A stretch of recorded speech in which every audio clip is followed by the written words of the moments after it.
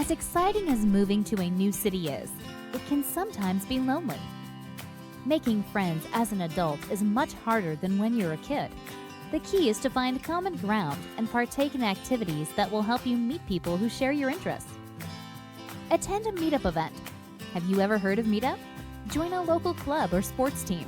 You'll get to see the same people over and over again, so you'll have plenty of time to bond with each other. Go out with your new coworkers. That way you'll start making friends at work, and you'll probably be introduced to their wider network too. Contact some of your social media friends in the area. Don't forget to make the first move. This may seem scary, but it's crucial if you want to make new friends. Before you know it, your new city will feel just like home. Want to learn more?